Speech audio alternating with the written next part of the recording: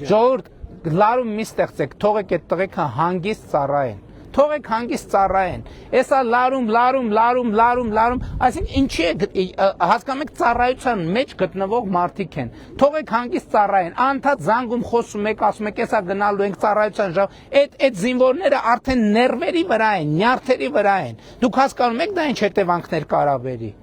Այսինքն մարդը որ սպասում, հա? Սա զինվորի խնդրանք, սա ծնողների կողմից։ Չէ, բայց զինվորները գիտեն, չէ որ սենց խոսակցություն է գնում։ Հաստատ զանգում են, դուք էլ ասում եք, հա, էսա մենք գնալու ենք, այս մեկը էս ասեց, այն մեկը այդ զինվորներին, հազարավոր զինվորների նյարդի վրա եք դնում։ Դա կարա հետևանքներ ունենա, պետք չի նյարդի վրա դնել։ Ես էլ եմ ասում, եթե այդ հարցը լուծվողը լինի, մենք ենք շահագրգիռ առաջի անգամ։ Ես ձեզ խոստանում եմ, որ մի հատ էլ նախարարին կկանչեմ, եթե հնարավոր լինի, դուք չեք այդ երեխեքի այդ զինվորների ծնողը, մենք ենք այդ զինվորները, որպես ծնող մի հատ էլ կնայենք այդ հարցը։ Եթե որևէ տարբերակ կա լուծելու, կլուծենք։